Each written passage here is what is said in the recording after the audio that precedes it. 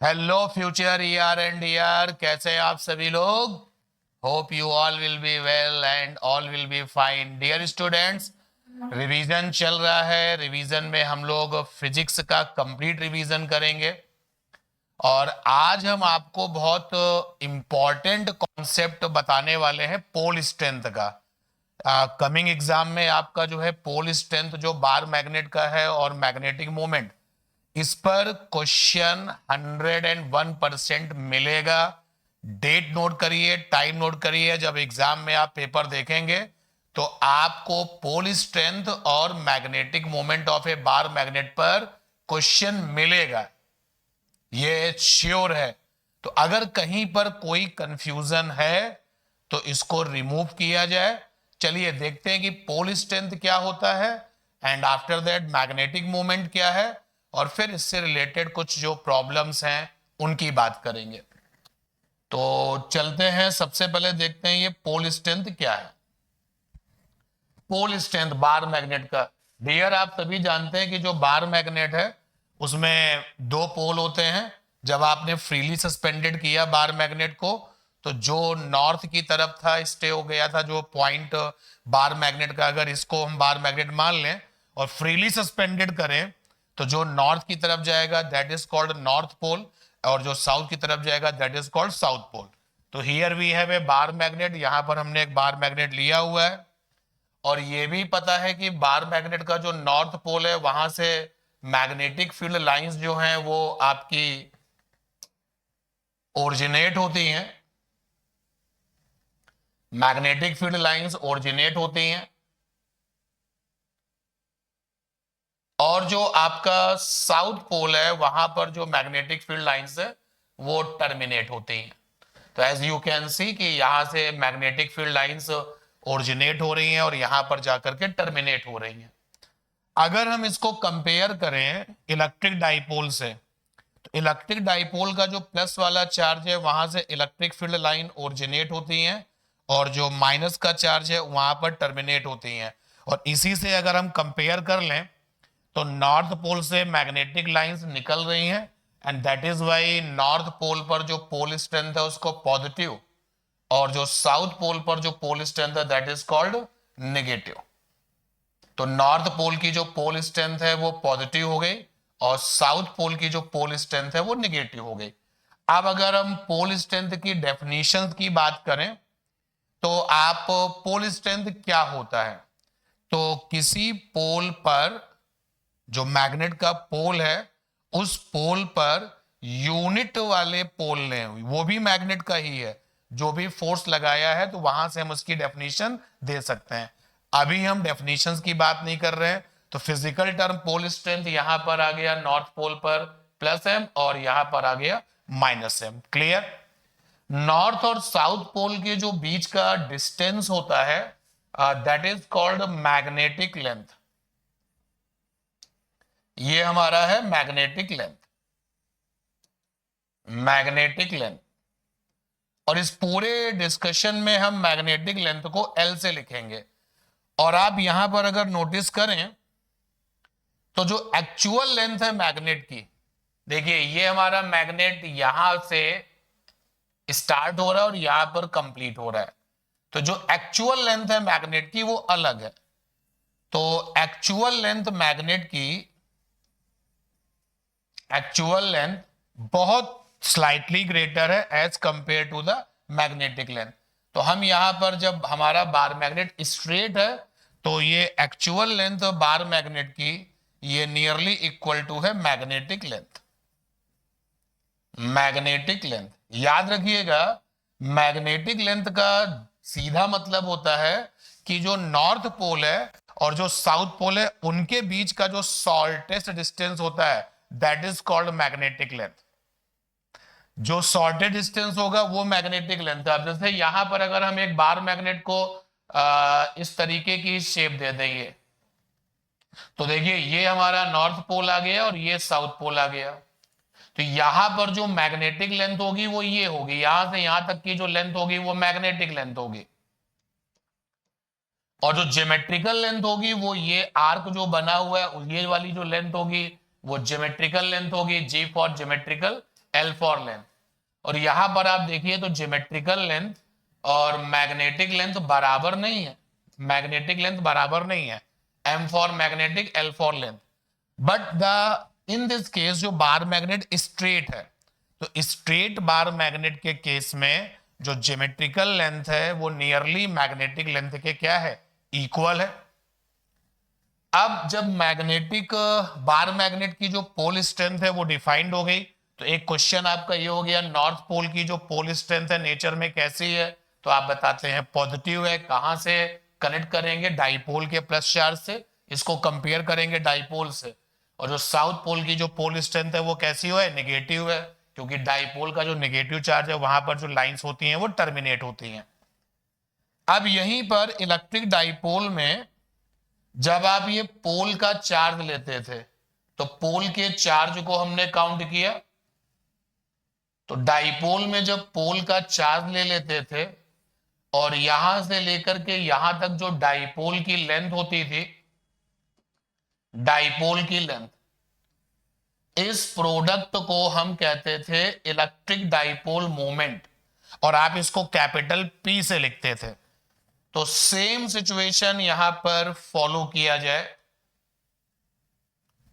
इधर देखिए, ये हमारे पास में स्ट्रेट बार मैग्नेट है और इसकी नॉर्थ पर पोल स्ट्रेंथ पॉजिटिव है, साउथ पर पोल स्ट्रेंथ नेगेटिव है। तो यहां पर भी सेम वही काम करना है, आपको पोल स्ट्रेंथ लेनी है, तो प्रोडक्ट ऑफ पोल स्ट्रेंथ यानी कि M एंड मैग्नेटिक लेंथ, तो यहां ये जो मैग्नेटिक लेंथ है वो L है। और स्ट्रेट मैग्नेट, जब आपका मैग्नेट स्ट्रेट है तो उस केस में जो मैग्नेटिक लेंथ है वो ज्योमेट्रिकल लेंथ के क्या है, नियरली इक्वल है, या आप ऐसे कह लो कि ज्योमेट्रिकल लेंथ जो है मैग्नेटिक लेंथ के नियरली इक्वल है। तो पोल स्ट्रेंथ ले लिया जाए यानी कि M, और जो मैग्नेटिक लेंथ है वो L है, और इस प्रोडक्ट को हम कहते हैं मैग्नेटिक डाइपोल मूवमेंट। जैसे electric dipole movement, similarly we have a comparison study, तो मैग्नेटिक डाइपोल मूवमेंट। क्लियर इतनी बात? तो मैग्नेटिक डाइपोल मूवमेंट की डेफिनेशन आ गई, पोल स्ट्रेंथ को हमने थोड़ा जाना, डेफिनेशन पर मैंने ध्यान नहीं दिया है। एक्चुअली जो पोल स्ट्रेंथ होती है वो बहुत तरीके से डिफाइंड हो सकती है, जैसे कि पोल स्ट्रेंथ हमारे मैग्नेट की इंटेंसिटी को रिप्रेजेंट करती है, ज्यादा पोल स्ट्रेंथ होगी तो ज्यादा इंटेंसिटी होगी, कम पोल स्ट्रेंथ होगी तो कम इंटेंसिटी होगी, तो बहुत तरीके से इसको डिफाइन कर सकते हैं। अब जब मैग्नेटिक मोमेंट आ गया, तो यहां पर एक टास्क है, आप देख सकते हैं, ये हमारे पास में स्ट्रेट बार मैग्नेट है, इसका जो मैग्नेटिक मोमेंट है वो हम लोगों ने डिफाइंड किया है, और अब हमने इस मैग्नेट को आर्क शेप में कन्वर्ट कर दिया। और ये जो आर्क शेप हमने कन्वर्ट किया, इसका जो रेडियस है, सपोज दैट इसका रेडियस है R, क्योंकि हर आर्क का रेडियस होता है, और ये जो आर्क शेप है, जो भी आर्क शेप बनती है उसका अपना एक सेंटर भी होगा, जिसको आप सेंटर ऑफ कर्वेचर भी कहते हैं। तो ये जो आर्क शेप है उसका ये सेंटर है, और ये आर्क इस सेंटर पर फाई एंगल बना रही है।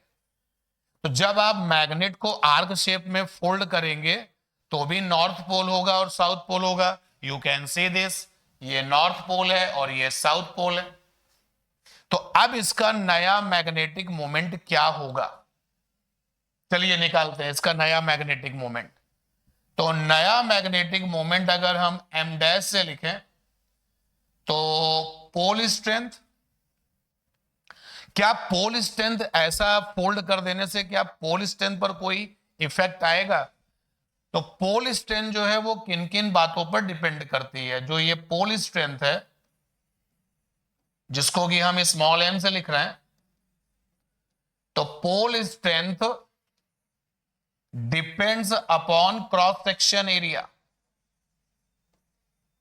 Depends upon cross section area,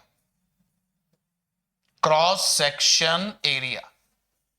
cross section area को आप समझ लें मोटाई, जो बार मैग्नेट की मोटाई है उस पर डिपेंड करती है। अगर क्रॉस सेक्शन एरिया को हम कैपिटल ए से लिखें तो यहां पर small M proportional to cross section area यानी कि A. Pole strength cross section area पे डिपेंड करती है। अगर आप क्रॉस सेक्शन एरिया ज्यादा करेंगे तो पोल स्ट्रेंथ जो है वो इंक्रीज कर जाएगी। तो pole strength cross section area पे डिपेंड करती है। क्या इस तरीके से फोल्ड करने पर क्रॉस सेक्शन एरिया बदला है? नहीं बदला है। भाई अगर मेरे पास में ये बार मैग्नेट है, इसका जो ये क्रॉस सेक्शन एरिया है यानी कि जो मोटाई है, तो फोल्ड करेंगे जब आर्क शेप में कन्वर्ट करेंगे तो थिकनेस तो चेंज नहीं होगी, यानी क्रॉस सेक्शन एरिया तो बदलेगा नहीं। और पोल स्ट्रेंथ जो है वो मैग्नेटिक मटेरियल पर भी डिपेंड करती है कि आपने कोई मैग्नेटिक बार मैग्नेट किसी मैग्नेटिक मटेरियल से बनाया है, डाया, पैरा, फेरो। आपको पता है कि मैग्नेटिक मटेरियल के टाइप्स हैं, तो मैग्नेटिक मटेरियल की प्रॉपर्टी पे भी डिपेंड करती है। एक बार मैग्नेट हमने बनाया, सपोज कर लो फेरो मैग्नेट मटेरियल से बनाया, उसी ज्योमेट्री का, उसी शेप और साइज का आपने एक बार मैग्नेट बनाया और वो डाया की प्रॉपर्टी वाला है, डाया मैग्नेटिक मटेरियल का है, तो दोनों की जो पोल स्ट्रेंथ होगी वो इस बात पे डिपेंड करेगी कि सिलेक्टेड मैग्नेटिक मटेरियल कैसा है। और तीसरा जो है वो डिपेंड करती है pole strength state of magnetization पर। स्टेट ऑफ मैग्नेटाइजेशन,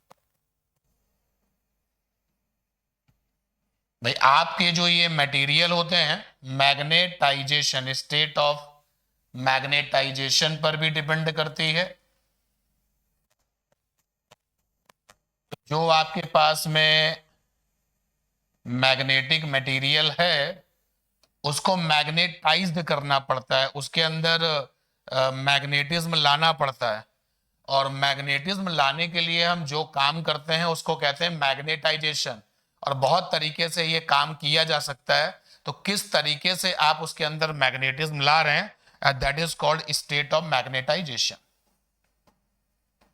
मैग्नेटाइजेशन, तो पोल स्ट्रेंथ इन सारी बातों पे डिपेंड करती है।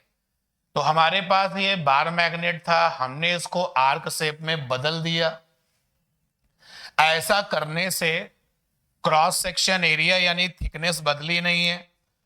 तो अगर थिकनेस बदली नहीं है तो ये वाला पॉइंट तो कट हो गया, क्योंकि यहां पर क्रॉस सेक्शन एरिया में चेंज नहीं आया। मैग्नेटिक मटेरियल, अगर ये मैग्नेटिक मटेरियल सपोज कर लेते हैं स्टील है, तो फोल्ड करने के बाद आर्क शेप में स्टील रहेगा, वो नहीं बदलेगा। तो ये वाला फीचर भी नहीं बदला है। और आपने इसको जिस भी तरीके से मैग्नेटाइज किया था, तो ये काम करने पर जो आर्क शेप आएगी वो भी इस, जब आप आर्क शेप में कन्वर्ट करोगे तो स्टेट ऑफ मैग्नेटाइजेशन भी नहीं बदला। तो कुल मिलाकर के पोल स्ट्रेंथ जिन बातों पर डिपेंड करती थी वो कोई भी बात यहां पर जो है बदली नहीं है।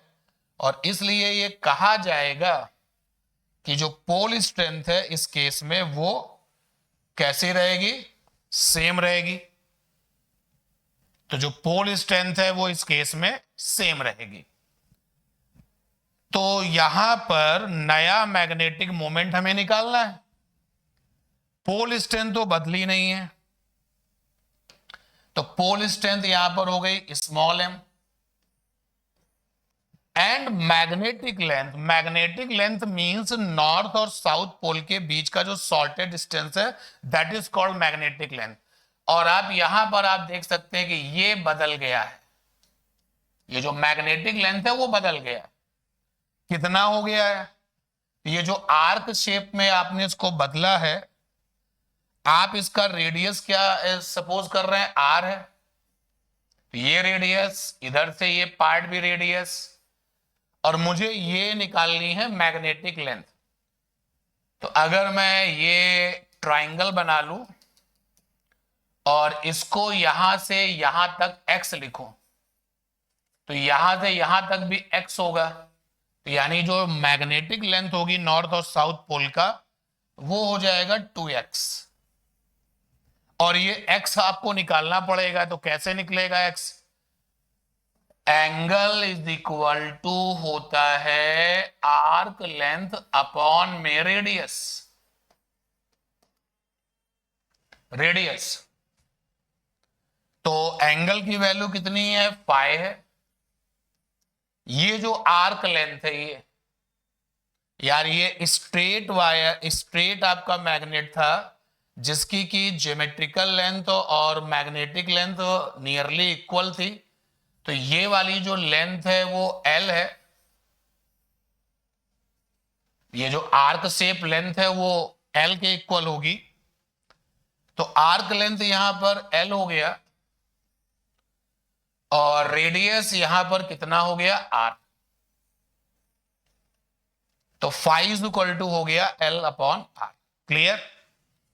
अच्छा, ये वाला जो एंगल है वो फाई बाई 2 होगा और ये एंगल भी फाई बाई 2 होगा, क्योंकि ये जो ट्रायंगल बना है ये सब कुछ इधर वाले के उसके बराबर ही रहेगा।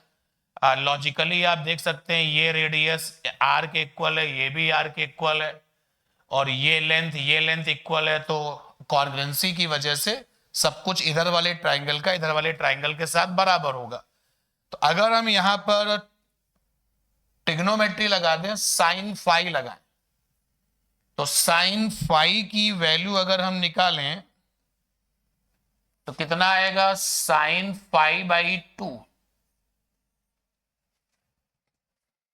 सामने वाला परपेंडिकुलर यानी कि x और हाइपोटेनस में ये आ जाएगा r। तो यहां से x की वैल्यू आ गई r साइन फाई बाई 2 और r की वैल्यू यहां से आप निकालेंगे तो r की वैल्यू आ रही है L अपॉन फाई। चलिए वैल्यू पुटअप करते हैं। नया वाला मैग्नेटिक मोमेंट, पोल स्ट्रेंथ बदली नहीं थी, ये रहा 2 और x की वैल्यू आई है ये, तो कितनी आई है, r sine of phi by 2।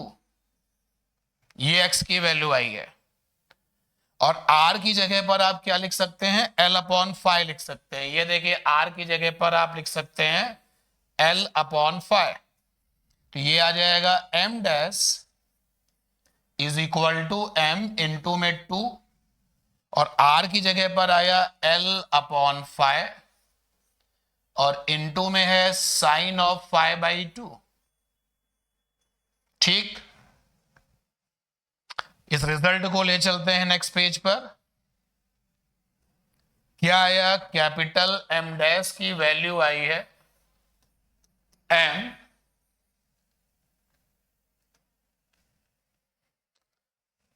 Into में ये 2 है, L अपॉन फाई है, साथ में साइन फाई बाई 2 है।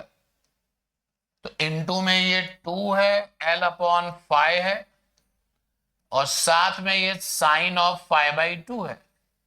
आप इसको रीअरेंज कर लीजिए तो ये बनेगा m, L, m और L पास पास कर लिए, ये आया साइन फाई बाई 2 और अपॉन में phi by 2। You can see this, result same लिखा है कि नहीं लिखा है भाई, ये वाला 2 इसके साथ एंगेज कर लिया, सेम रिजल्ट लिखा हुआ है। और आप ध्यान से देखें तो ये जो ml है that is initial magnetic moment. तो इस ml की जगह पर आप लिख सकते हो इनिशियल मैग्नेटिक मोमेंट। तो this is the initial magnetic moment, m dash is equal to capital M sine of phi by 2 और अपॉन में फाई बाई 2।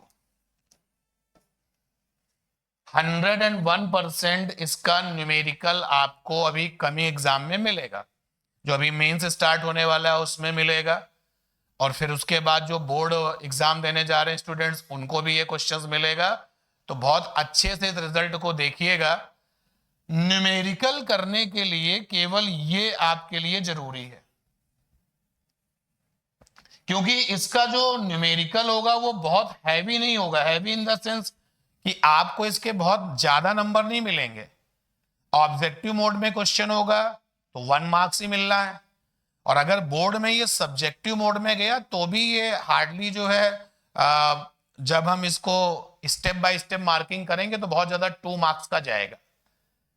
तो रिजल्ट बहुत इंपॉर्टेंट है। इस रिजल्ट को जरा यहां से आप देख लीजिए एक बार और। ये हमारे पास में स्ट्रेट बार मैग्नेट था। स्ट्रेट बार मैग्नेट को हमने आर्क शेप में कन्वर्ट किया। तो हर एक आर्क का, जब भी कोई आर्क बनेगा उसका अपना सेंटर होता है, उसका अपना रेडियस होता है। तो ये जो आर्क है वो सेंटर पर फाई एंगल बना रहा था। पहले जो इनिशियल मैग्नेटिक मोमेंट था दैट वाज कैपिटल एम। तो नया मैग्नेटिक मोमेंट क्या होगा?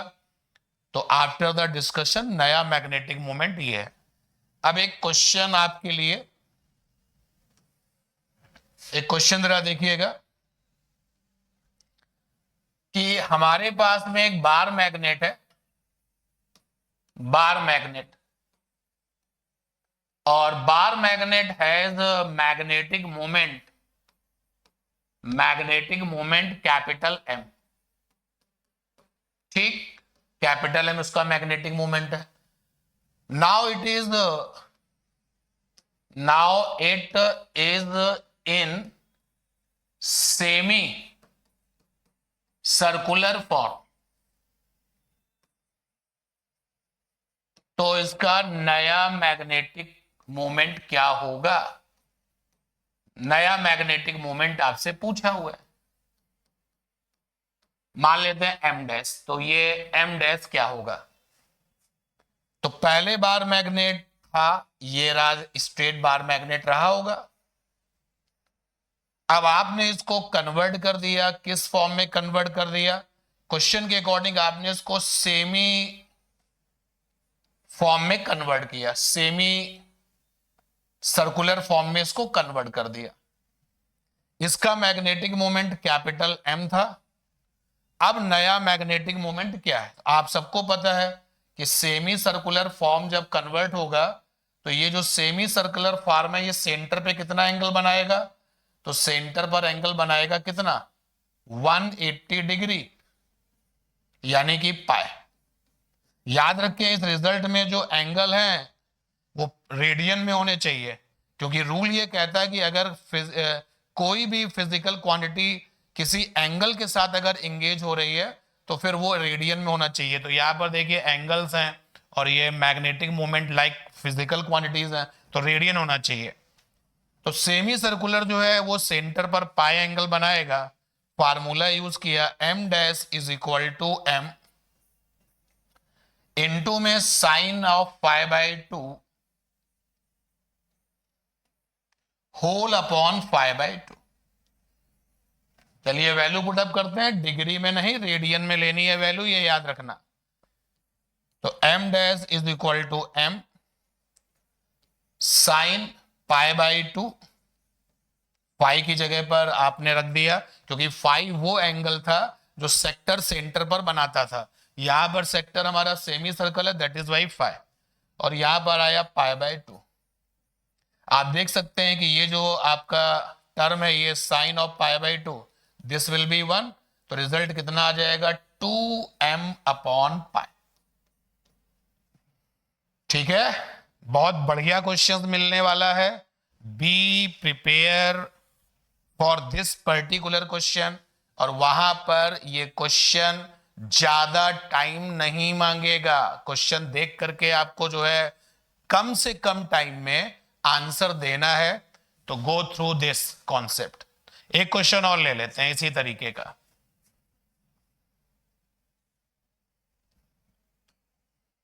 एक बार मैग्नेट है, उसका मैग्नेटिक मोमेंट है, बार मैग्नेट, इसका मैग्नेटिक मोमेंट है कैपिटल एम, और इसको बदला गया है, it is converted into arc shape which form angle 60 degree at centre, find magnetic moment new. अब मैग्नेटिक मोमेंट चाहिए। For to solve this question there is no need to draw the diagram, but हम यहां पर आपको फिर से diagram बना के दिखाते हैं, क्योंकि here we are discussing, but exam time में, एग्जाम हॉल में डायग्राम का कोई रोल नहीं है। इसका मैग्नेटिक मोमेंट है m, ओके। अब आपने इसको आर्क शेप में बदला, और जब आर्क शेप में बदला तो सेंटर पर जो एंगल बन रहा है दैट इज 60 डिग्री। ये 60 डिग्री का एंगल बन रहा है, तो नया मैग्नेटिक मोमेंट चाहिए। डिग्री में 60 है, रेडियन में कितना होगा? फाई की वैल्यू यहां पर है डिग्री में 60, तो रेडियन में हो जाएगा π/3। एम आई राइट? π/3 होगा रेडियन में। तो नया magnetic moment m dash is equal to है m साइन ऑफ π/2 अपॉन में π/2, वैल्यू पुटअप करते हैं m, साइन फाई की वैल्यू है π/3 अपॉन में 2, और यहां पर फाई की वैल्यू है π/3 अपॉन में 2। ये क्या बन जाएगा? ये बन जाएगा आपका 30 डिग्री। रेडियन में अगर आप π/6 का मतलब है 30 डिग्री, तो यहां से आपको मिलेगा हाफ, और यहां से हाफ मिलेगा, ये आपका हो जाएगा π/6, तो ऊपर आ गया m/2 और अपॉन में आ गया π/6। इसको सॉल्व करेंगे तो आ जाएगा 3 कैपिटल M, 2 3 जा 3 कैपिटल M अपॉन पाई। तो बहुत अच्छे से इस रिजल्ट को देख लीजिए। अगेन आई एम रिपीटिंग, 101% ये क्वेश्चन आपके एग्जाम में आएगा। अगर आप बोर्ड एग्जाम देने जा रहे हैं तो वहां पर भी आएगा, और बोर्ड एग्जाम के साथ साथ मेंस का भी आपने अगर फॉर्म डाला है तो अभी कुछ ही दिनों में आपको ये क्वेश्चन पेपर में दिखने वाला है। तो थैंक यू एवरीवन, मिलते हैं इसी तरीके से नए कॉन्सेप्ट के साथ, मिलते हैं। Thank you everyone, thank you.